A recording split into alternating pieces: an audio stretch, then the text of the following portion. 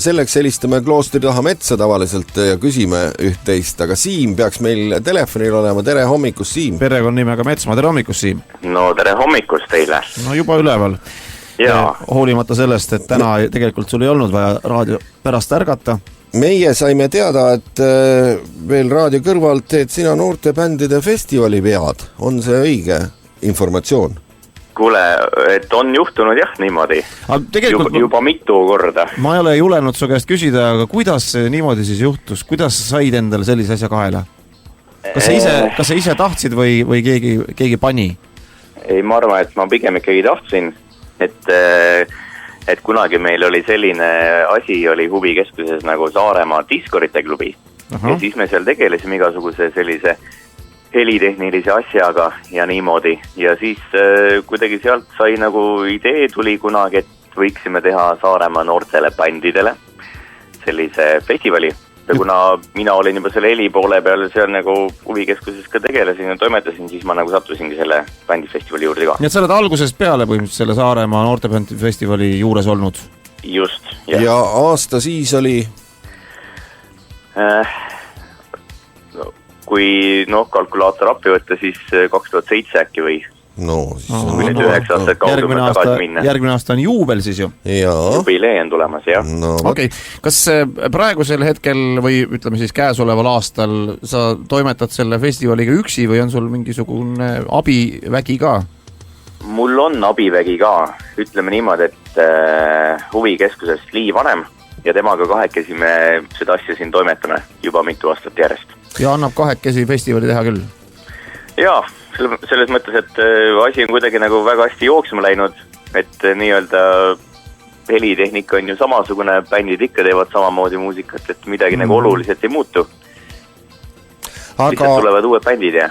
Võt, bändide juurde tahakski jõuda, kui me siin Mariga vestlesime, siis selgus, et mitte ainult Saaremaa noortebändid, vaid siia tuleb ka kusagilt kaugelt kedagi veel.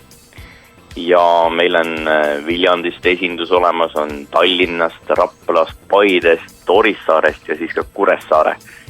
Sellised kohad on seda korda ära mainitud. Kõik Eestimaa suuremad paigad on siis esindatud. Aga see on, et noored otsivad siis endale põhimõtteliselt esinemisvõimalusi. Kas siin toimub mingisugune selline konkursi moodi ka siis, tekitatakse mingi pingerivi, kas neid keegi hindab? Grand Prix või midagi? Jaa, meil on olemas žürii. Ja juba mitu aastat järjest anname välja sellised traditsioonilised auhinnad siis nagu Grand Prix, millega kaasneb ka edasipääs noortebänd. See on selline vabariiklik festival, selle noortebänd festivali poolfinaali saab siis Grand Prix võitja automaatselt edasi. Siis selgitame välja Saaremaa parima bändi, et see on nüüd niimoodi, kes kaugemalt tulevad, siis nemad seda võita ei saa, et see on nagu ainult saarlaste jaoks. Et kui sa oled Mulgimaalt, siis ikkagi Saaremaa parimaks bändiks ei saa ja siis on meil publiku lemmiku auhind, kus siis koha peal publik, kes tuleb, kirjutavad sedelite peale oma lemmikubändi nimed, selgub publiku lemmik ja siis on meil ka Facebookis käimas kampaania, kus siis nii-öelda saab Facebookis enda lemmiku poolt hääletada. Et seal on põhimõtteliselt siis niimoodi, et kellel on suurem fännibaas internetis olemas, et sellel on suurem tõenäosus nagu see võita endale. Kuidas varasemad aastad näidanud on kohalike noorte huvi selle festivali vastu? On olemas, on suur, on rahvast palju tavaliselt olnud? Privileegi ikka ära mahuta või?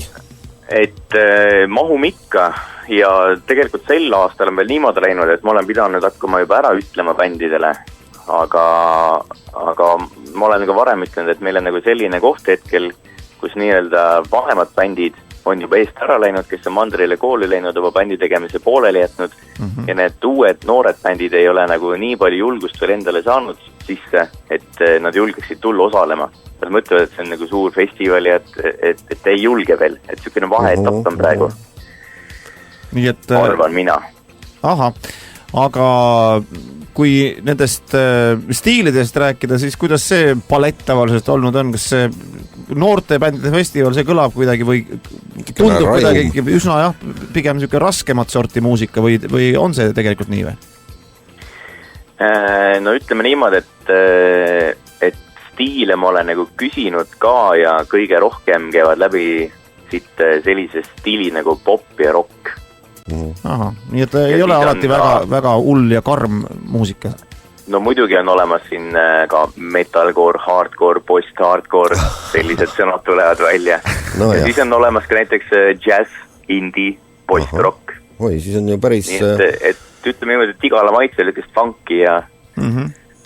Siis on tõesti igale maitsel. Festivalil on kindlasti, selleks aastaks on see bändide nimekiri lukus kindlasti, eks ju juba. Jaa, on lukus. Mingid reeglid on ka, et mis ma pean siis olema või kui vana ma pean olema. Bändis on tavaliselt ju mitu inimest, et kui vanad nad olema peavad, et kategoriseeruks üldse noorte bändiks. Et jah, meie ütleme niimoodi ainukene reegel ongi see, et pead olema noor ja meie riigireeglite järgi noor on maksimaalselt kuni siis 26 aastane kaasa arvatud. Et kui ikka juba üle 26 oled, siis pead minema vanad inimeste festivalidele. Aga kui bändis on kõik on noored ja siis üks on vanem, siis tohib või kuidas seda vaadatakse? Ega ikka ei tohi. Tuleb see nii, et ei ole bändi keskmine vanus, vaid ikkagi kõige vanem liige bändis peab olema kuni 26 aastane. Just. Väga kahju. Jah, no näed, Ahto proovis siin küll siit ja sealt poolt. Aga ei kuidagi ei mänginud välja. Et ma arvan, et kõige noorem osaleja tänavu on meil äkki 14. Ahah. Väga hea vanus ju tegelikult bändi tegemiseks. Kuidas tavaliselt on sellise turvalisuse poole pealt? Noored on ju äksi täis ja mõned on juba seal võib-olla 18 ja natukene peale ka. Kas selle koha pealt on ka probleeme olnud? Ma ei tea, näiteks alkoholi või muude selliste asjade tarvitamisega? Ei ole probleeme. Et see seltskond on ikkagi selline sõbralik. Ma olen ise nagu rääkinud, et oleme korralikud. Ja ei ole mitte kunagi mingisuguseid probleeme juhtunud seal ja muidugi meil turvamehed ka olemas, kes korda hoiavad ja... Okei. Kas üritus algab meil mis kellast laupäeval? Ja kas pilet ka on? Jah. Pileti hind on 2 eurot ja osalejatel on siis tasuta. Et osalejad siis oma osalustasu eest maksma ei pea ja algab kell 6 õhtul. Publikule kõikidele tulge kohale, 10 bändi on laval ja kell 23 lõpetame ja siis peale seda läheb edasi juba 16+ järelpidu ka veel privileegis. Kas kus kohast mina nüüd piletit praegu osta saan? Piletit saab osta siis, kui tulla laupäeval kell 6 kohale. Ehk siis koha pealt? Eelmüüki ei ole? Ei ole. Selge, bändid astuvad üles mingis loogilises järjekorras või see loositakse või kuidas see käib? Bändid astuvad üles järjekorras täpselt niimoodi, nagu bändid ise tahavad. Et alguses on ette antud, kes ees see mees, saab endale järjekorra numbri valida ja siis kui on kellegil just midagi, et keegi peab kusagile ära minema või niimoodi, et siis on vähe sätitud ka ja. Selge. Igal juhul kõik on siis juba ilmselt Orgunni poole pealt valmis veel juhtmed taha ühendada ja siis läheb rajuks andmiseks laupäeval.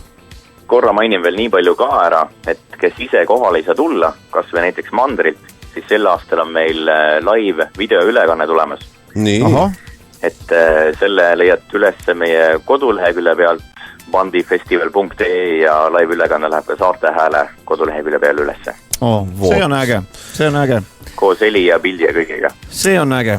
Aga väga hea, aitäh sulle Siim, laseme sind siis tähtsate toimetuste juurde või siis magama, kuidas parasjagu just vajadus on.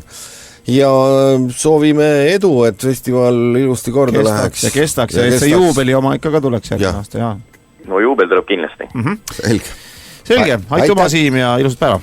Olgu nii, mõnusat päeva teile.